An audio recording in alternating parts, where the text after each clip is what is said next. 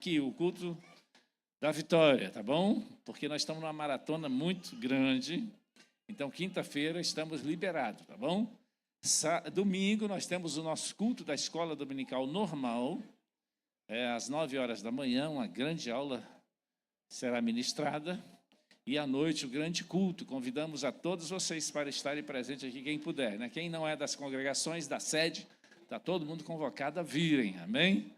Nossos visitantes, venham, Deus abençoe você ricamente. Aí, ocupou a vaga? Ocupou, né? Ô, Deilton, esse monte de lugar aqui na frente, não tem lugar? Hã? Ah, é da mídia? Ah, tá. É das meninas que estão na mídia aí, elas são da orquestra e da mídia, né? Então, deixa, daqui a pouco ela ocupa. Esse lugarzinho aí.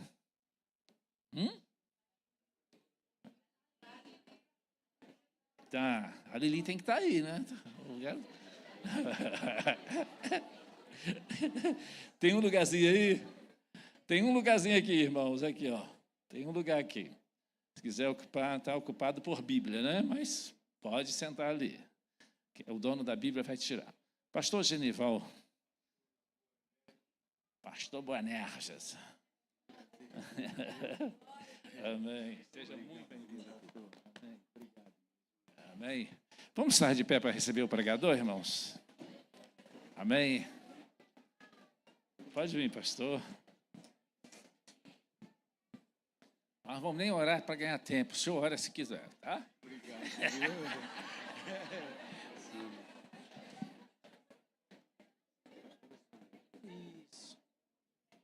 Queridos, com muita alegria, quero saudá-los na paz do Senhor. Amém. Quero aproveitar para lermos o texto, para conciliar ao tema tão bem sugestivo. Eu quero ler no livro do Gênesis, capítulo 21, versículo 10.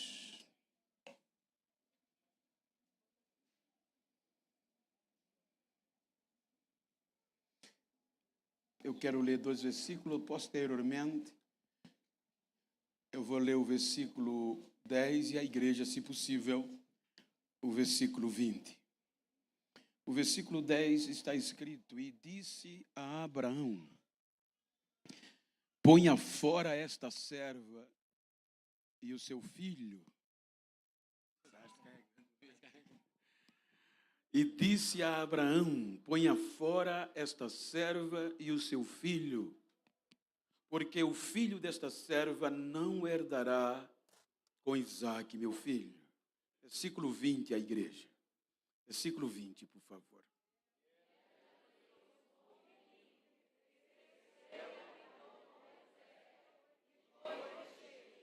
Amém? Queiram estar sentados, por favor, aqueles que assim podem fazê-lo.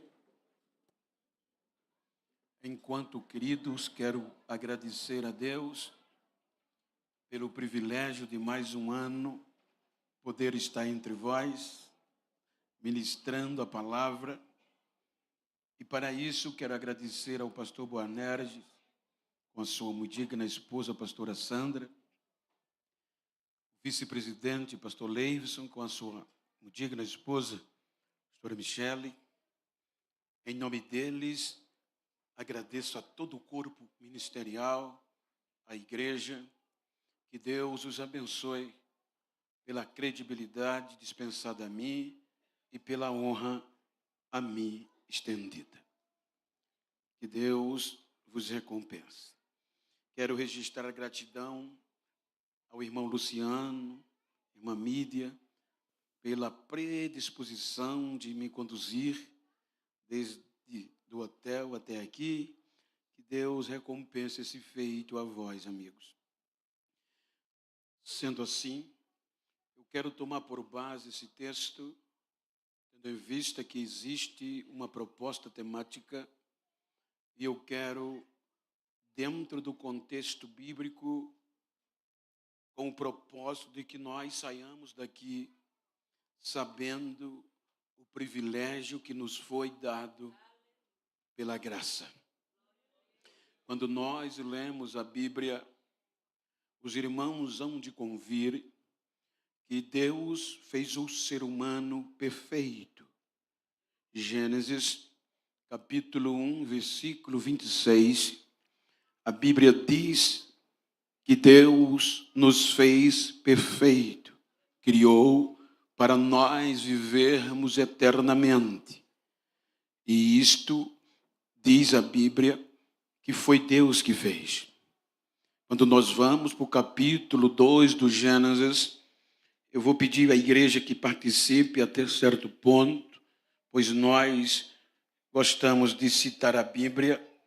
Capítulo 2, o homem, o ser humano, o ápice da criação de Deus, o único ser a se relacionar de forma íntima com Deus.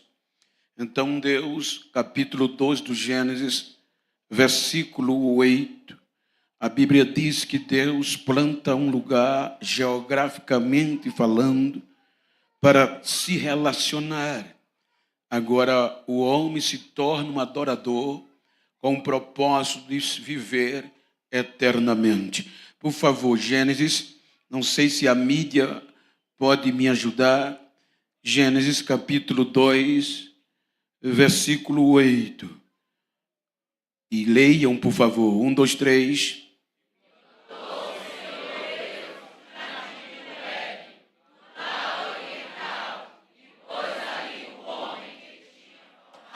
Então, este lugar se tornou geograficamente o único lugar na terra de relacionamento. Capítulo 3 do Gênesis, o pecado vem e tira o privilégio desta adoração. A Bíblia diz que este ser afastado é de Deus pelo pecado. Capítulo 4 do Gênesis, este ser vai vivenciar na própria carne a decepção do pecado, missionário Eliane. E assim sendo, vem o primeiro homicídio. Capítulo 5 do Gênesis, a gente acompanha a geração de Sete, dominada pelo pecado. Capítulo 6 do Gênesis, o pecado domina sobre toda a raça humana da época. A epígrafe do capítulo 6 diz: degradação geral do gênero humano. Então vão sofrer as sanções do pecado, da lei, da providência de Deus para destruir o ser humano. Aquele ser que Deus fez com tanto amor, tratando-o como filho, agora fere o coração de Deus e pesou o coração, feriu. Então Deus resolve destruir este ser humano. Capítulo 7 do Gênesis, vem a destruição. Capítulo 8, vem o recomeço. A graça poupa 8 seres humanos da destruição total. Capítulo 8, Deus pega 8 almas para recomeçar. Capítulo 9, há um pedido ou uma ordem de Deus. E encham, frutifiquem, multipliquem-se e encham a terra. A ordem de Deus era para esta geração de Noé, pós-diluviana, encher a terra em adoração. Capítulo 10 do Gênesis, vem a origem das famílias, a raça humana. Todos três, Sem, Cã e Jafé, vão dar origem aos 3 viés da raça humana. Capítulo 11 do Gênesis, esta geração decepciona, desobedecem a Deus de novo, e Deus tinha motivo para desistir do ser humano de novo. São espalhados pela terra, sem Deus, sem relacionamento, e perderam o contexto de filho. A partir daqui, vai dar início a um povo longe de Deus, um povo descartado na ótica humana, um povo que não tem mais relacionamento com Deus. Então Deus vai gerar um projeto para chamar de filho. E é aí que entra o capítulo 12. Capítulo 12 do Gênesis, versículo 1. Por favor, me ajudem. Obrigado. O que é que diz? Ora.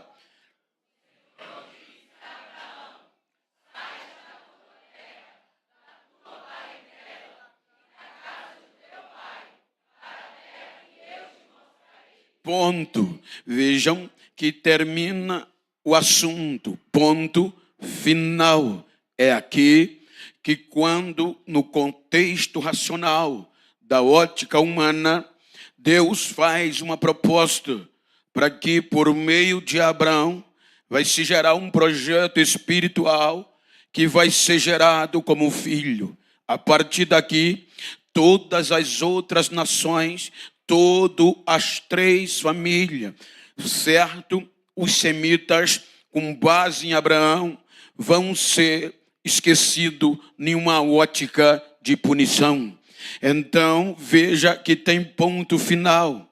Neste ponto final, do versículo 1 ao 2, dá-se-nos a entender que há questionamento por parte de Abraão, porque não era fácil.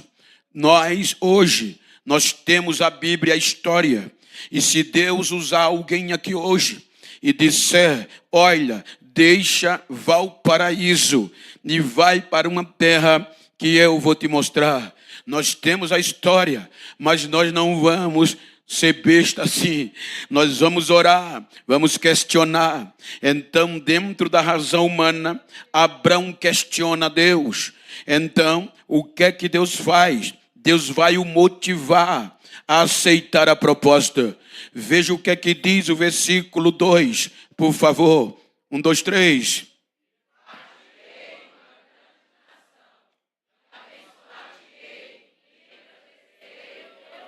E tu, veja que Deus vai o motivar na sua necessidade. Deus vai dar motivo a ele para aceitar a proposta. Até porque a Bíblia mostra que Sarai, mulher de Abraão, não tinha filhos. E sem ter filhos, na cultura, a vergonha vinha. Por exemplo, eu digo porque eu vivo com muitos amigos desta cultura até hoje. Ou seja, se eu sou um hebreu, se eu vivia nesta época, e se eu não tivesse filho ao me casar, eu me tornava um opróbrio, eu e a minha esposa. Eu perdia o direito de voz na minha família. Eu perdia o direito de reputação na sociedade. A minha esposa era exposta à vergonha, desprezada pelos amigos, desprezada pela família, só porque não tinha filhos. A vergonha vinha. Então Deus vai pegar esta brecha e vai dizer a ele, eu vou tirar a tua vergonha. Eu vou te dar filho, vou fazer de você uma grande nação e você vai ser uma bênção. Com base nisso, Deus diz o propósito no versículo 3. Eu abençoarei os que te abençoarem e amaldiçoarei os que te amaldiçoarem. E em ti serão benditas todas as famílias da terra.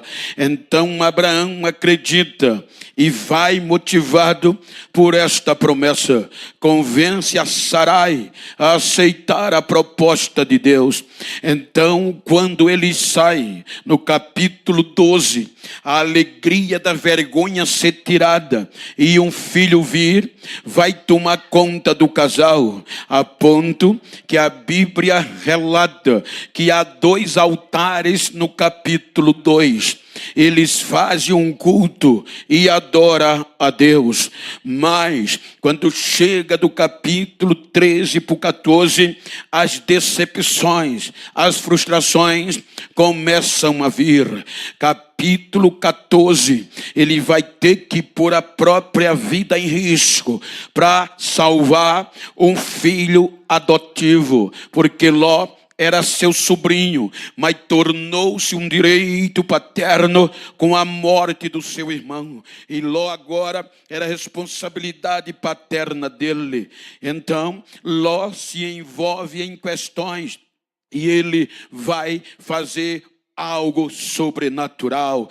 10 anos já vão se passando e filho dele nada. Então, quando ele volta da guerra que libertou Ló, que chega nos cavalhais de Manre, aonde a sua tenda estava estabelecida, não há recepção calorosa. A história diz que ele ouve gemidos dentro da tenda, e estes gemidos era de Sarai, porque já se passaram 10 anos e o filho não vinha. E a mulher, se você prometer algo, ela é afetiva, emocional, e passando algum tempo, ela nunca vai esquecer. Então Sarai vai reclamar, porque deixou a terra, deixou a família, e 10 anos se passaram, e continuava na vergonha. Vejam que esta proposta faz com que Abraão tema e duvide da chamada. Por isso que ele se enclausura. Não há mais probabilidade dele ter filho. Então, se você analisa o contexto, olha o que Mateus capítulo 1, versículo 17 vai dizer posteriormente. Nós na frente leremos, de sorte, deixa segurar, pode deixar, lá para frente a gente usa. Então Abraão se enclausura, duvida da proposta. Quando ele se enclausura, a ponto da dúvida em colocar ele dentro da tenda, sem ter coragem de sair, aí vem o capítulo 15, aí o capítulo 15 do Gênesis, versículo 1, diz a Bíblia, que depois destas coisas, quais coisas? Do capítulo 14, então Gênesis 15, 1, está escrito, depois destas coisas, veio a palavra do Senhor a Abraão em visão, dizendo: não temas, Abraão, eu sou teu escudo, o teu grandíssimo galardão. Vejam que o medo tomou conta dele, e o medo, pastor Boanerges, é um sentimento de insegurança. Ele estava inseguro. Pela primeira vez em 10 anos, ele questiona Deus acerca da proposta. O que é que ele diz? Versículo 2, ele vai questionar. Então disse Abraão: Senhor Deus, que me hás de dar? Pois ainda sem filhos, e o mordomo da minha casa é o Damasceno Eliezer. Continuando, versículo 3, disse mais Abraão: eis que não me tens dado filhos. Vejam que ele cobra de Deus a promessa, e eis que o nascido na minha casa será o herdeiro. Ele estava dizendo, alguém que nasceu na minha casa vai herdar, ou seja, mas das minhas entranhas até agora não tem jeito. Aí vem Deus no versículo 4 e diz Deus: e eis que veio a palavra do Senhor a ele dizendo: este não será o teu herdeiro, mas aquele que das tuas entranhas sair, este será o teu herdeiro. Veja o versículo 5, a primeira parte. Então o levou fora da tenda. Veja que o Abraão estava numa situação depressiva tão grande que não teve força de sair da tenda. Foi Deus que o arrastou, disse: vem para fora. E pela Bíblia, do contexto posterior, já era dia. Se você ler capítulo 12 capítulo 15, versículo 12, por favor, que aqui está escrito no começo: 15, e pondo-se o sol, versículo 17, que aqui está escrito, e ao sucedeu que posto o sol só se põe no final do dia. Então, quando Deus arrasta Abraão para fora, era dia, o sol já tinha raiado, porque Deus precisava renovar, e para renovar precisava sobrenatural, porque Deus diz a ele: olha para o céu e conta as estrelas, se é que podes contar. Só Deus faz isso. Era de dia, pelo contexto bíblico. Deus fez as estrelas brilhar mais do que o sol, porque se fosse à noite não precisava, porque para ver estrela de noite e cantar estrela durante a noite, eu fiz isso sem ser crente, e você também faz. Só precisa morar no interior ou faltar energia, você vê o brilho das estrelas. Mas Deus, para renovar um crente enclausurado, desanimado, Ele faz estrela brilhar mais do que o sol. Então olha para quem está ao teu lado e pergunta a ele: você foi chamado por Deus? Então te prepara para ver o sobrenatural, porque quem tem chamado a ver estrela brilhar mais do que o sol durante o dia. Quando o dia termina, ao pôr do sol, Abraão já está renovado. Pelo que ele viu, acreditou, prepara um sacrifício, faz, e Deus recebe, e o fogo desce. Então o capítulo 15 termina Deus renovando o seu servo. Aí vamos para o capítulo 16, quando ele volta para casa. Aí Sarai aproveita, porque no capítulo 15, Deus só renova a Abraão e não a Sarai. Então, capítulo 16, diz a Bíblia que Sarai vai usar o recurso da lei vigente da época. A lei que regia era a lei da Mesopotâmia, e a lei Mesopotâmia dizia: se uma mulher, ela passou 10 anos sem gerar, ela tem um direito de pegar a sua escrava e dar ao seu marido,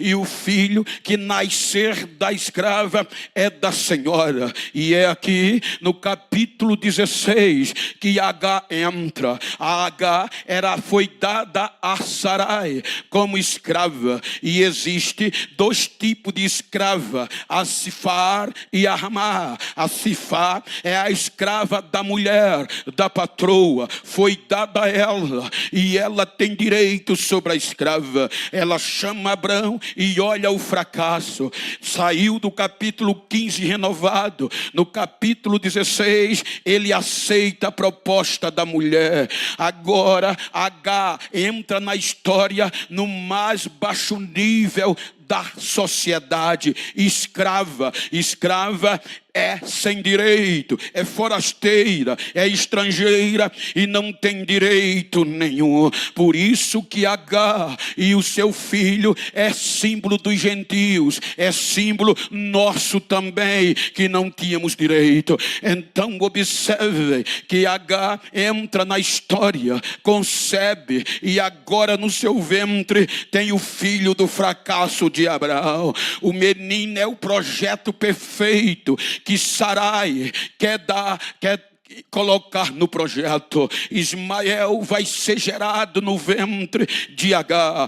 Quando Agar percebe que concebeu, ela esquece que era Zifá, que era escrava, e agora vai usar o direito de concubina. O direito de concubina subia ela de nível. Quando ela sobe de nível por causa da gravidez, ela vai bater de frente com a senhora, e a senhora não aceita.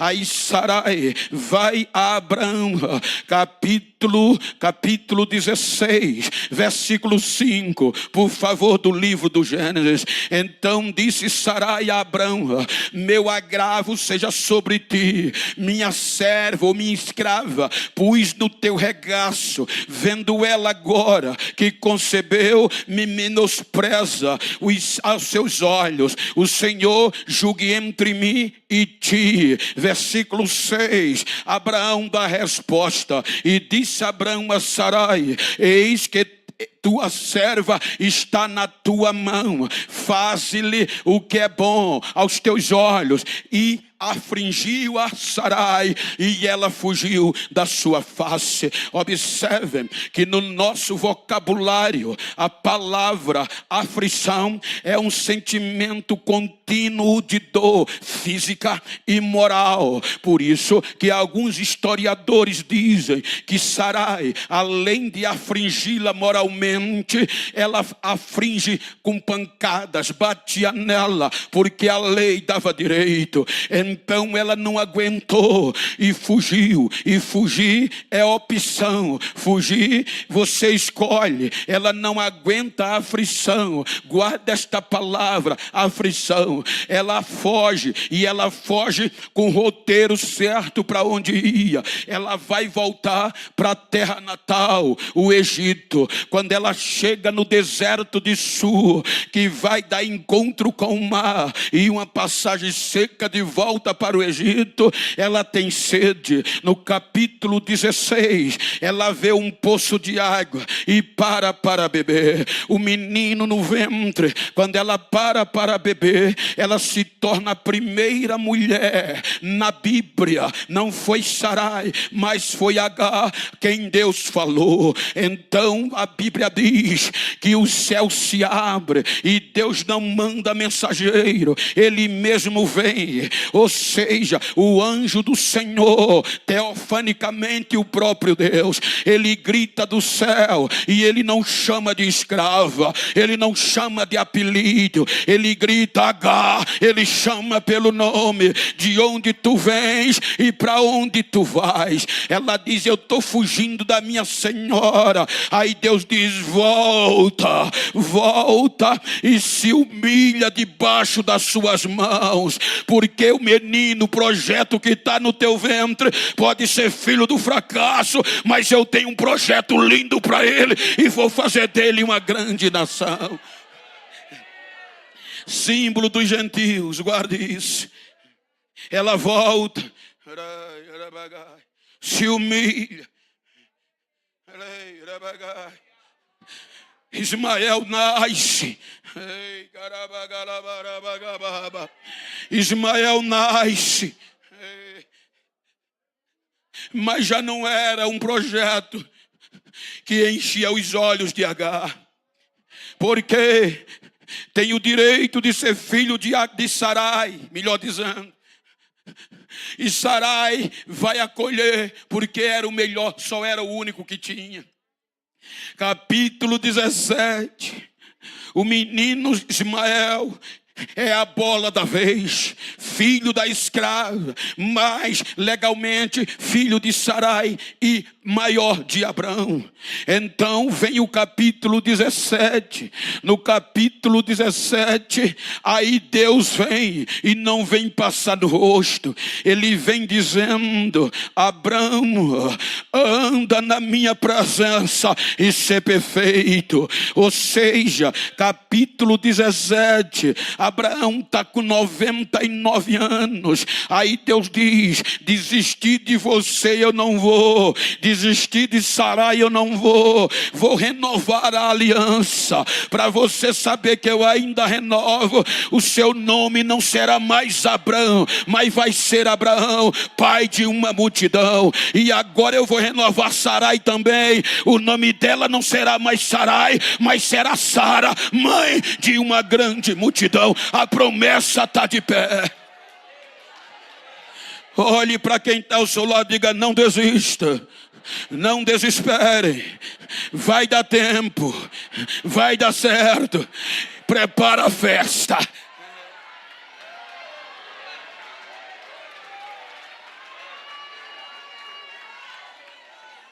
Capítulo 18 do Gênesis. O escritor diz que a situação piorou. Abraão ficou velho, andropausa, patologicamente não tinha poder de gerar mais filhos. Toda possibilidade patológica desapareceu. A Bíblia diz que Sarai agora já era estéril e entrou na menopausa. Ela perdeu, cessou o costume das mulheres. O útero não se preparava mais para a gestação. Então agora é esquecer. Ismael é o que nós temos. Possível seja o herdeiro da terra. Então vem Deus. O escritor faz questão de dizer: ao meio-dia, na hora mais quente do dia, Abraão está debaixo de um pé de árvore, talvez já desanimado, 100 anos, 25 anos, e Deus não tirou-lhe a vergonha de, na hora mais quente do dia, é a hora do enfado, é que é a hora que tem tudo para não acontecer nada. Então vem 3 homens e vai falar com ele. Ele recebe a visita dos 3 homens, prepara um novilho, manda Sara preparar um almoço requintado,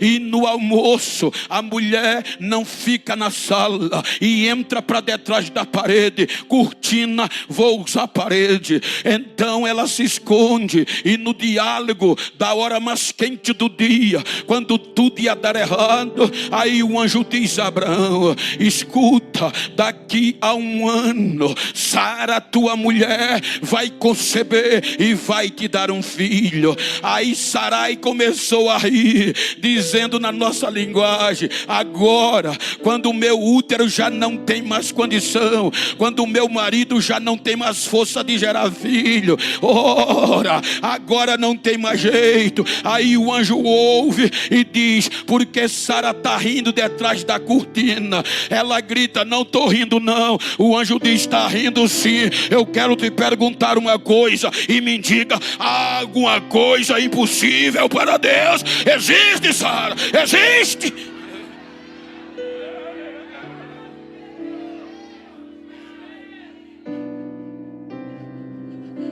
Capítulo 19, capítulo 20, passa. Vem o capítulo 21. Capítulo 21, versículo 1. Leiam, por favor. 1, 2, 3.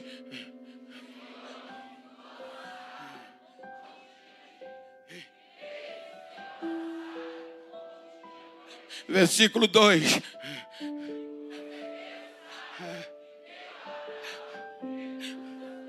Quando não tinha mais jeito, Deus ainda faz quando não tem mais jeito na ótica humana. Deus ainda faz útero estéril, útero na menopausa voltar a gerar. Agora o projeto do capítulo 12, a vergonha sai.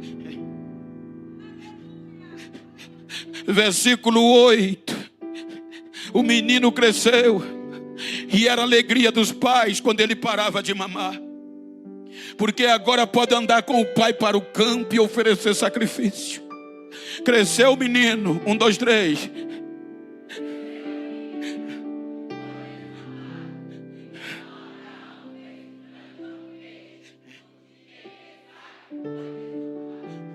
Versículo seguinte.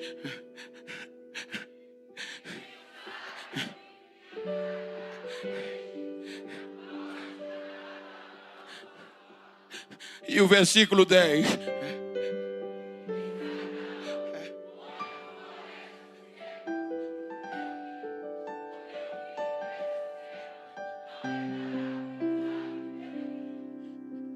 Guarde esse versículo na sua mente. No capítulo 16, no meio da aflição, Sara diz: H desiste e foge. É a opção. Agora é despejo. Agar e Ismael nem para ser escravo prestava mais. O impacto foi tão grande que ela disse: ele não vai herdar. No original, esse herdar não é dinheiro, são terras. Terras prometidas. Abraão senta o peso e vai orar no contexto posterior. Pergunta a Deus. Aí Deus diz: faça o que Sara falou. Na nossa linguagem, para ela não serve mais. Pode jogar fora, mas para mim ainda serve. Ele é seu filho também. Abraão acorda de madrugada, pega a escrava, pega o seu filho, lhe dá um pouco de pão e um pouco de água, põe no ombro, dá-lhe o menino e diz: vaza. Nem para ser escrava prestava mais. No capítulo 16, ela tem roteiro pré-estabelecido: Egito. No capítulo 21, ela não sabe para onde vai. Ela entra no deserto de Berseba como escrava, com o filho do fracasso, um pouco de água, um pouco de pão, sem indenização, sem advogado, sem teto, sem direito, errante no deserto. A palavra errante é sem saber para onde vai. Quem você defenderia? A promessa é de Abraão e de Sara. Escravo não tem direito, mas a graça de Deus faz o contrário. Ele não vai em Canaã, a água se acaba, o pão se acaba, força física dela e do menino vai se esvaindo, os lábios do menino secam e vem os últimos suspiros. A Bíblia diz que ela pega o menino para não ver morrer o projeto de fracasso e joga debaixo de um pé de arbusto. Eu já fiz o deserto algumas vezes e você não vê árvore constante. Quando você vê uma acácia ou um arbusto, é longe demais. Ela encontra e diz: eu não posso te ver morrer. E joga ele debaixo de um pé de arbusto e sai voltando de ré em gritos, em lágrimas, desespero. Nos últimos suspiros, a graça de Deus não vai em Abraão e em Sarai. A graça de Deus vai no deserto.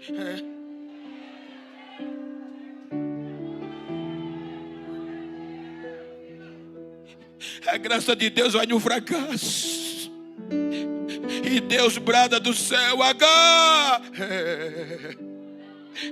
volta, pega o menino e levanta-o pela mão, porque eu vou fazer dele um grande projeto, eu vou fazer dele uma grande nação, eu não vou desistir dele. Agora me explica isso. Em um deserto, não volta mais para Canaã, abandonados.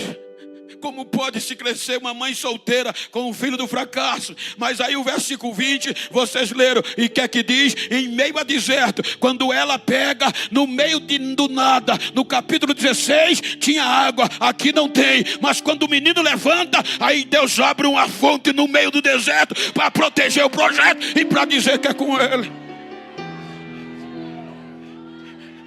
Diga para quem está ao seu lado: o projeto de fracasso não morreu. Gênesis 21, 20, voltem a ler. O que é que diz?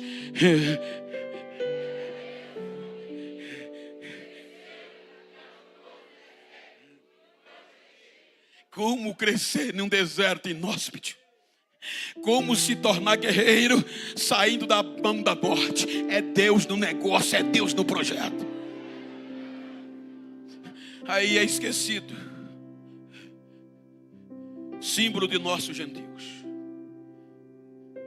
Aí Deus agora vai pôr em prática o projeto original: Isaac. Agar e Ismael gentios não têm direito, estrangeiros e escravos, agora não tem direito de filhos.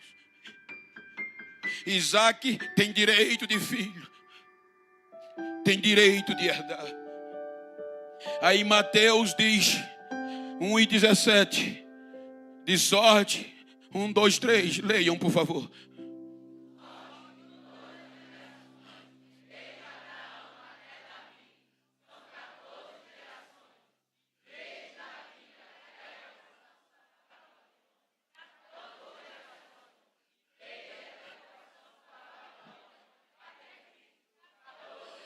São 42 gerações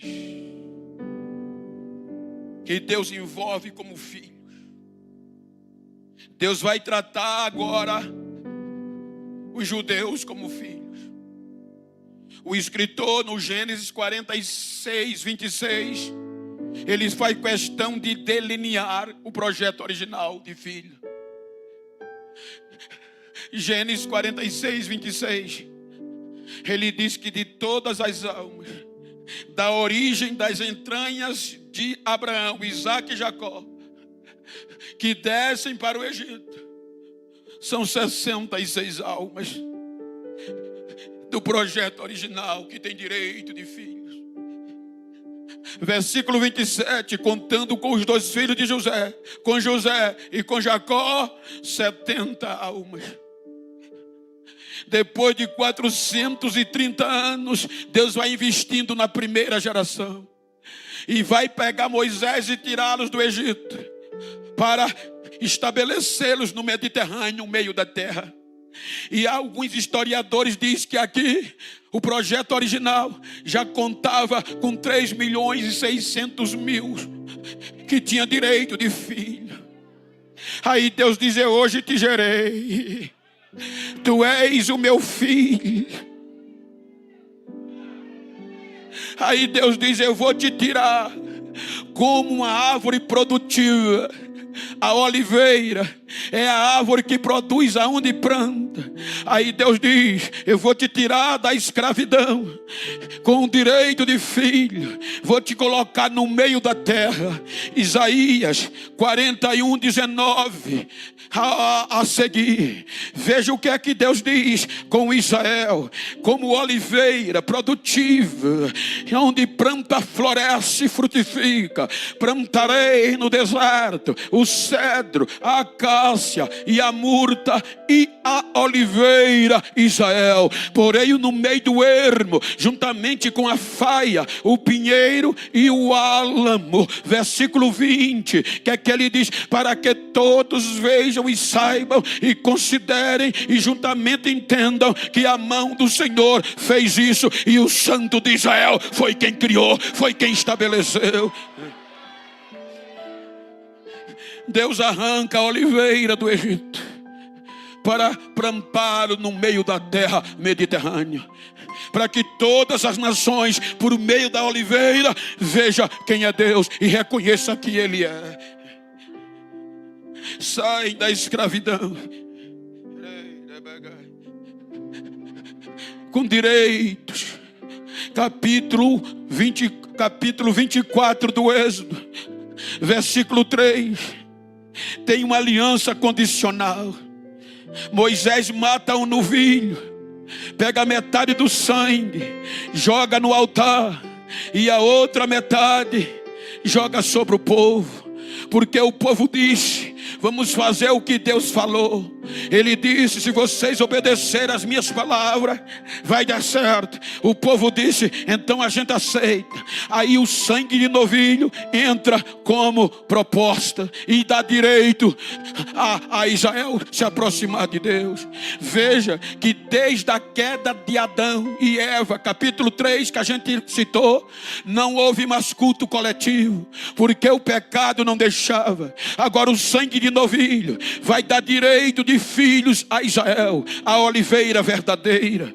Então, capítulo 24 tem uma aliança. Capítulo 25 do Êxodo, Deus vai preparar de novo, já que não tem Éden, um lugar móvel chamado tabernáculo. 15 capítulos se passa. Êxodo 40, versículo 33 a 35. Que é que diz? Versículo 33 de Êxodo 40. Leiam, por favor.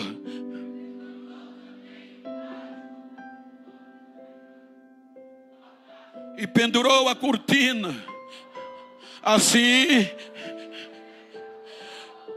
o tabernáculo está pronto.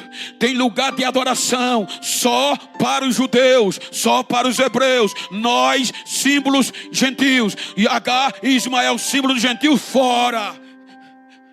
Aí vem o versículo 34. O culto é feito. E o que acontece?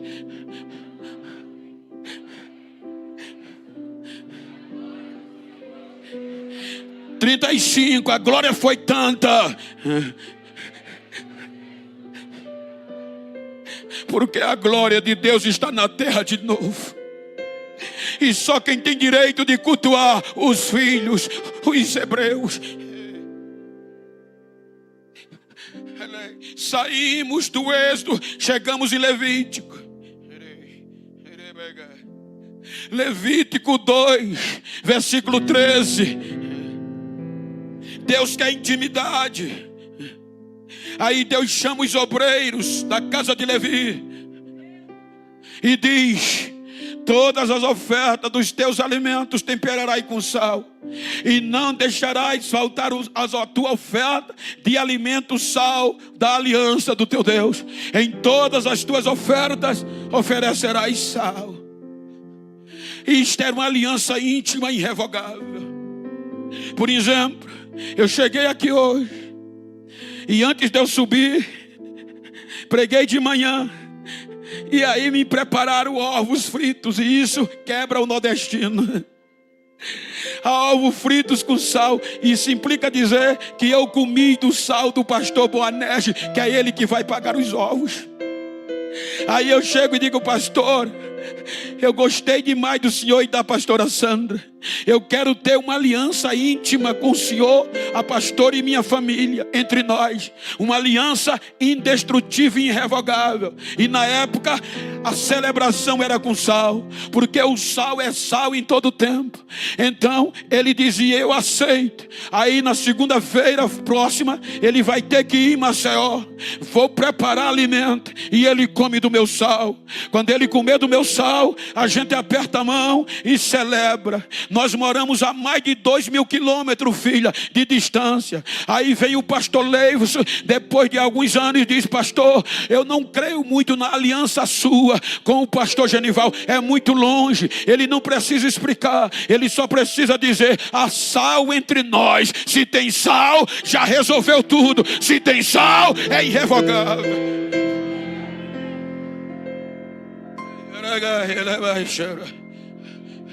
Aí Deus faz uma aliança de sal com Israel. Saímos de Número, vamos para Deuteronômio, vamos de Levítico para Número. Eles quebram uma aliança, Deus renova de novo. Vem Deuteronômio, segunda chance. Agora a nova geração de Deuteronômio entra na terra prometida como filhos, herdam a terra, e a gente fora. Deus da lei faz aliança com eles, e nós gentios, Agar e Ismael fora. Aí essa geração vai terminar no capítulo 21, versículo 25 de Juízes. Decepciona. E o que é que está escrito? Naqueles dias não havia rei em Israel, porém cada um fazia o que parecia reto em seus olhos. Esqueceram de Deus. Aí diz Mateus 14, geração: de filhos que Deus investiu. Abraão, Isaac, Jacó, Rubem, Simeão, Levi, Judá, Zebulon, Gade, Assé, Dan, Naftali, José e Benjamim. Deus pega Judá, Perez, Esrom, Arão, Aminadab, Naasson, Naasson a Salmão, Salmão a Boaz, Boaz a Obed, Obed a Jessé. 14 geração, chamada de filhos, Oliveira. Decepciona, perde a presença de Deus. E só chega até 1 Samuel 4:22. E os hinos não era mais de louvor, era de vergonha. 1 Samuel 4:22, eles cantavam o quê? 1, 2, 3.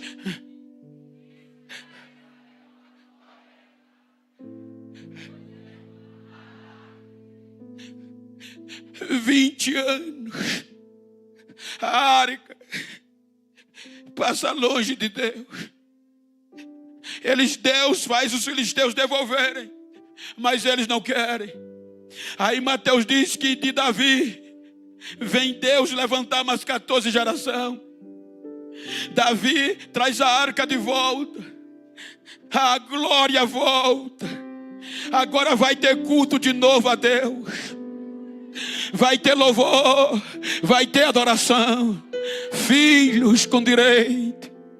Aí diz Mateus, Davi, Salomão, Roboão, Abias, Asa, Josafá, Jorão, Uzias, Jotão, Acais, Ezequias, Manassés. Vem Amon, vem Josias, Jeconia, vem o cativeiro. As 14 geração decepciona. Jeremias 52, versículo 12, versículo 13. As outras 14 geração considerada de oliveira, de filho, decepciona. E Jeremias traz o estrago. Jeremias 52, versículo 12. Eu vou ler que é grande. E no 5º mês, no 10º dia do mês, que era o 19º rei do rei Nabucodonosor, rei da Babilônia, Nabuzaradã, capitão da guarda, que assistia na presença do rei da Babilônia, veio a Jerusalém. Versículo 3 da igreja, o que é que está escrito?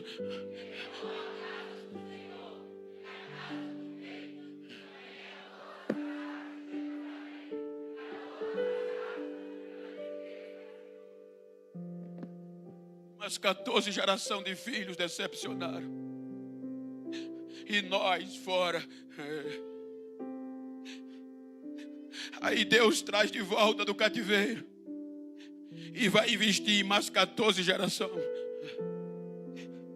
Salatiel, Zorobabel, Abiúde, Eliaquim, Azó, Zadok, Aqui, Eliúde, Eliasar, Matã, Jacó e José. Mais 14 gerações. E eles decepcionaram. Aí Deus diz: eu enviei os profetas e eles apedrejaram e mataram. Agora eu vou enviar o meu filho.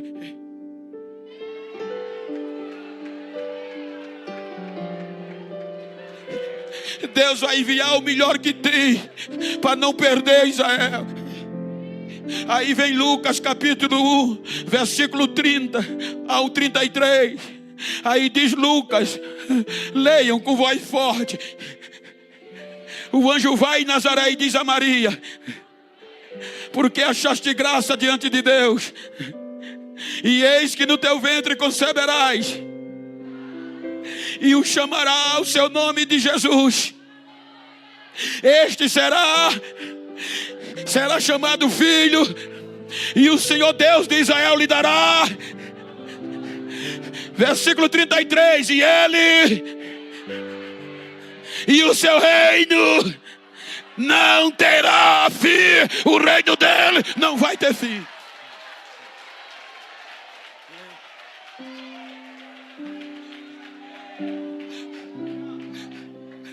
Ele veio para os que eram seus. João capítulo 1, versículo 11. Veio, mas os seus mais.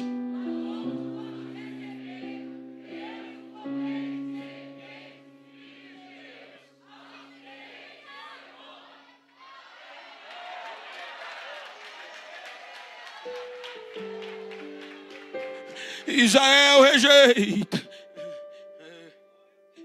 Quando Israel rejeita, lembra que eu disse a vocês que nós estávamos fora. Aí Paulo escrevendo aos gentios, versículo 17 do capítulo 11 aos Romanos, ele diz que alguns ramos da oliveira se quebraram.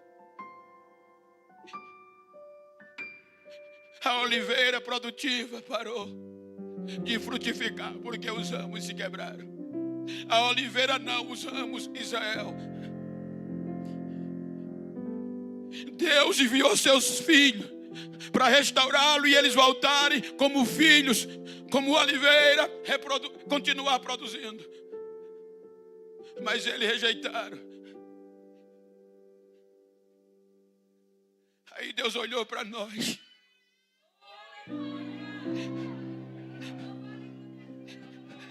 Mas para nós termos o direito e entrar, tínhamos que ser adotados como filhos e deixar de ser escravos.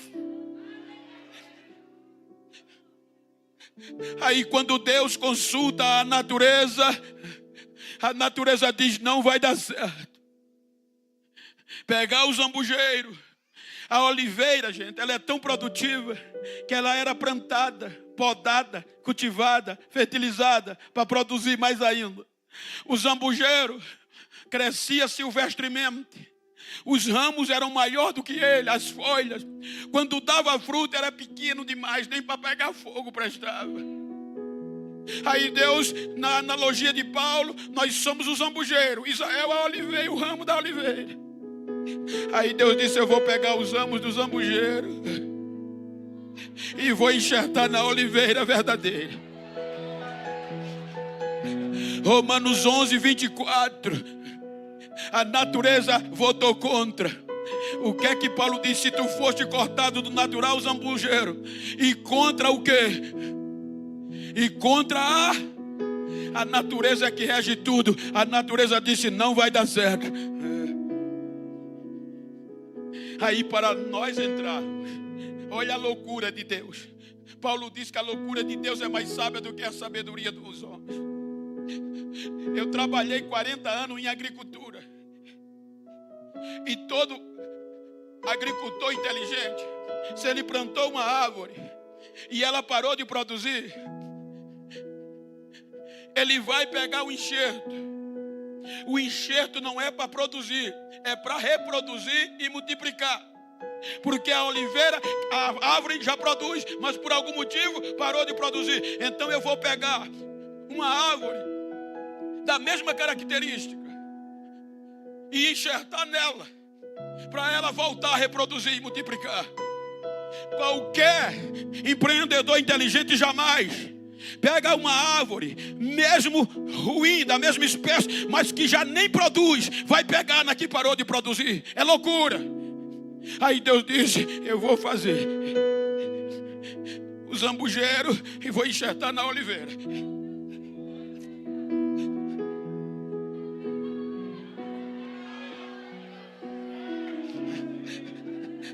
Mas para isso precisava algo para purificar o zambujeiro e transformá-lo.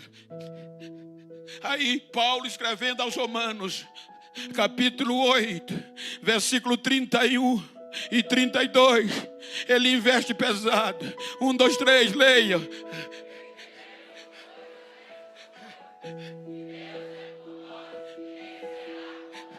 Versículo 32.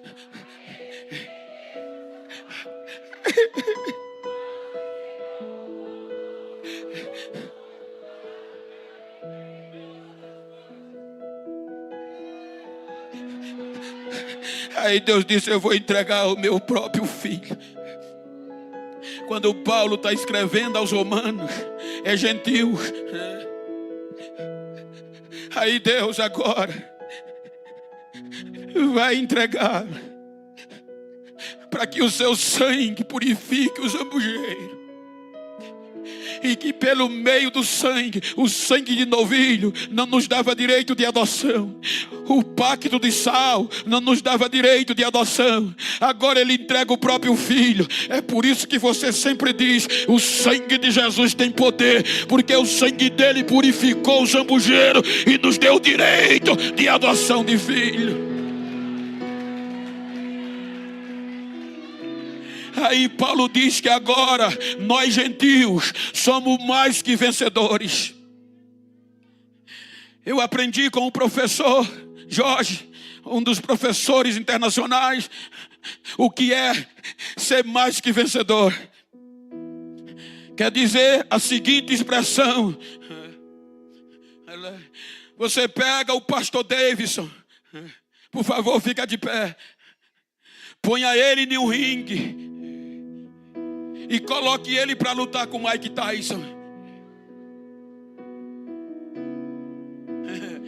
Precisa nem explicar, né? A risada já disse tudo. Lá embaixo, cadê a pastora Michele? Mesmo sendo impossível, a pastora Michele vai estar gritando, vai estar torcendo por ele. A luta começa. E Mike Tyson vai esbufeteá-lo. Ele vai ter hematomas, ele vai quase sendo nocauteado, mas ele consegue um golpe certeiro nocautear Mike Tyson. Aí o juiz pega na mão dele, vencedor. Mas quando você olha para ele, ele venceu, mas está cheio de ferida, está cheio de hematomas. Mas a irmã Michele é mais que vencedora. Ele venceu e ela é mais, porque ela vai gritar: vencemos, sem ter hematoma, sem ter ferida, sem ter sofrimento. A hematoma está nele. Aí Isaías diz: olhando nós para ele, nenhuma beleza viva, era um homem ferido, mas nós vencemos sem hematoma, sem ferimento. Diga para quem está ao seu lado: tu é mais que vencedor, crente. Abra a boca e glorifica e grita: nós vencemos, nós vencemos, nós vencemos.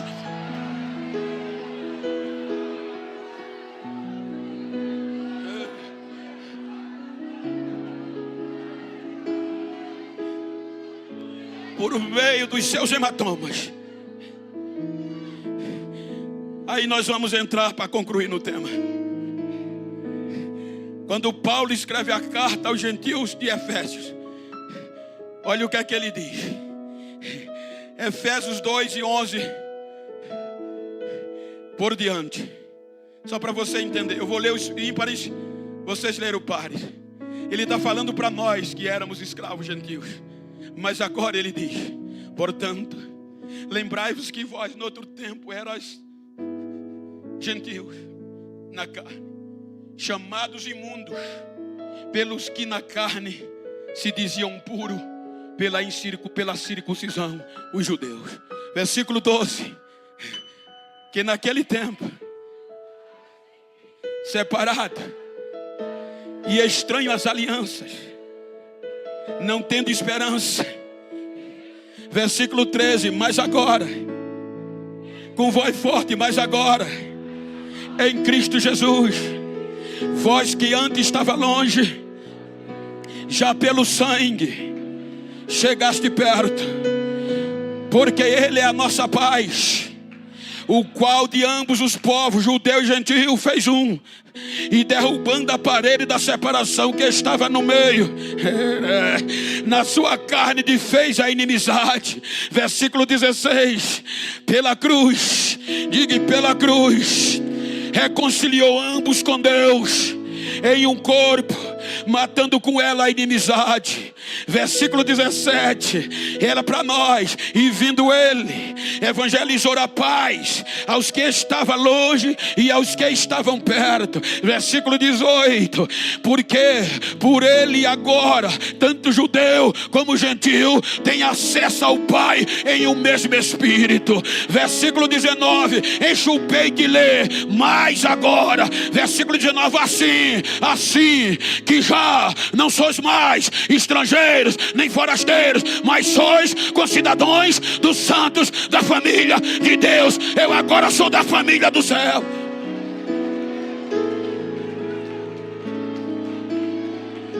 Agora Paulo vai arrebentar. Lembre que Sara disse: esse escravo não herdará com Isaac, meu filho. Romanos 8, 14 a 18. Que é que Paulo escreve aos gentios. Agora enche o peito que eu quero concluir. Paulo está escrevendo para nós gentios, porque todos os que são guiados pelo Espírito de Deus são filhos de Deus. Por que não? Diga, por que não recebeste o espírito de escravidão para outra vez estarem com medo, mas recebeste o espírito de adoção de filho, pelo qual clamamos Abba Pai. Versículo 16, é o mesmo próprio Espírito, testifica com o nosso espírito que somos filhos de Deus. Se somos nós filhos, somos logo herdeiro também, verdadeiramente herdeiro de Deus e co-herdeiro de Cristo, se é certo que com ele padecemos, para que com ele também sejamos glorificados. Aí ele diz: a aflição que colocou Sara para correr não coloca a gente mais, porque ele diz: porque para mim tenho certo que as aflições deste tempo presente não hão de se comparar com a glória que em nós há de ser manifesta. Então bate no peito, olha para esse crente que está do teu lado, enche o peito e diga a ele: não sou mais escravo, agora eu sou filho, agora eu sou filho, agora eu sou filho, agora eu sou filho, eu tenho direito.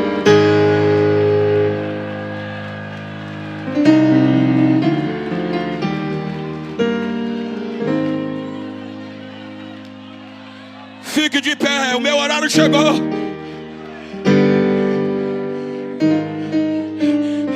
Só para chatear.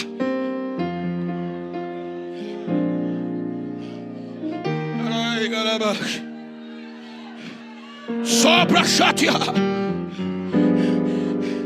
Se tem alguém perto de você, do mesmo sexo ou íntimo, vira para ela e vira para ele. Me ajuda aqui, companheiro. Olha para ele assim como eu estou com o meu companheiro, no olho dele, no olho dela. E diga para ele: não quero nem saber como você começou o 6º congresso. Quero saber como você vai sair. Diga: vou sair alegre, porque agora eu sou filho. Eu vou herdar mais do que Isaac. Isaac herdou terra, e eu vou herdar coisas celestiais. Diga a ele: não quero nem saber se você chegou esquecido, chegou descartado, chegou despejado, mas agora eu te digo: você tem direito de filho. Diga a ele: me faz um favor. Se há alguém que não acreditava em mim, pensava que eu ainda era escravo, dá um recado a ele: vai ter que me engolir, que eu sou filho, eu sou filho, eu sou filho. Abraça ele, abraça ele.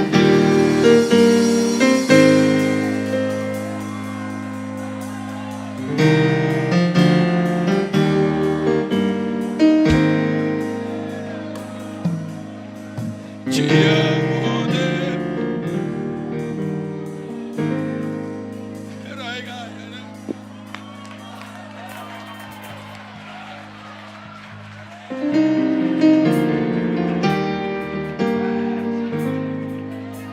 Quem é filho? Quem é filho? Quem é filho? Será que você tem motivo para dar glória? Será que você tem motivo para fazer esse lugar incendiar? Coloca a mão no ombro de quem está ao teu lado. Tem direito de filho. Recebe a unção. Diga a ele, recebe a unção. De filho, de filho, de filho. Agora, adora. Eu estou em tuas mãos. Talvez o diabo fez você desistir, mas você tem direito. Cadê a primeira pessoa para recomeçar? Cadê a primeira vida afastada do evangelho que quer voltar e ter o direito de filho novamente? Cadê a primeira alma para Jesus? Venha. És fiel em todo tempo. Sara descartou, mas a graça de Deus não descartou. Entramos.